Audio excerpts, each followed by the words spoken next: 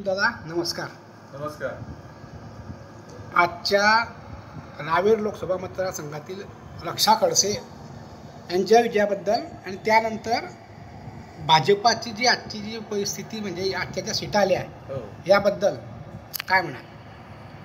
नाही, इथली सीट जी होती रक्षाताईंची, आता रक्षाताईंची तिसरी टर्म होती आणि त्यांच्या मागे ऐनवेळेला नाथाभाऊंनी पण शक्ती उभी केली. भाजपचा तर हा गड आहेच जळगाव, आणि ही सीट येणार हे 100% होतं. फक्त वोटिंग पर्सेंटेज चांगलं झाल्यामुळे आपला लीड सुद्धा चांगला राहिला आणि ही सीट येणार सर्व कार्यकर्त्यांचे परिश्रम, आपल्या पक्षाचं संघटन, या सगळ्या गोष्टींचा त्याच्यामध्ये रोल आहे. कुठल्या एका हा रक्षाताईंचा विजय नाही आहे, तर ओव्हरऑल पूर्ण जळगाव जिल्ह्यातलं जे भाजपचं संघटन, भाजपचे कार्यकर्ते आहेत, या प्रत्येकाने घेतलेल्या मेहनतीचा हा विजय असं मी म्हणेन. एकट्या ताईंना त्याचं श्रेय देऊन उपयोगाचं नाही, ताई आहेतच, प्रश्नच नाही, परंतु या प्रत्येक कार्यकर्त्याचं, ज्यांनी मतदानाच्या दिवशी एवढ्या उन्हामध्ये, मतदानाच्या दिवशी सगळे कार्यकर्ते रस्त्यावरती होते, साधारणतः 45-46 डिग्री टेम्परेचरमध्ये सुद्धा कार्यकर्ते मतदारांना काढत होते, आणि ती जी त्या सगळ्यांची मेहनत आहे त्याच्यामुळे मतदानाची टक्केवारी वाढली आणि ताईंचा त्याच्यामुळे लीडसुद्धा वाढला.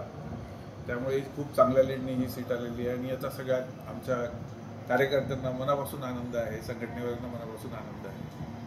भारतीय जनता पक्षाची राष्ट्रीय स्तरावरती पिछेहाट जर आपण म्हटलं, तर आपण जर राज्यवाईज विचार केला तर फक्त महाराष्ट्र आणि उत्तर प्रदेश याच ठिकाणी फक्त आपला अपेक्षाभंग भाजपचा थोडासा झालेला आहे. त्यामुळे आपण बहुमताच्या आकड्यापासून थोडेसे मागे आहे आणि याचं कारण भाजपच्या विरोधात वातावरण आहे का? अजिबात नाही.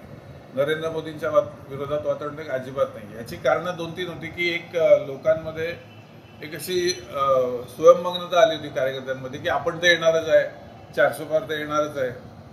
त्यामुळे जी मेहनत घ्यायला पाहिजे होती, मला असं वाटतं की त्या मेहनतीत कुठेतरी भाजपचे कार्यकर्ते कमी पडले, सुस्तावले आणि ते थोडं ससा कासवाच्या शर्यतीसारखं झालं. सगळे ससे झोपले आणि कासव पुढे गेले असा विषय आहे. आणि कुठेही भाजप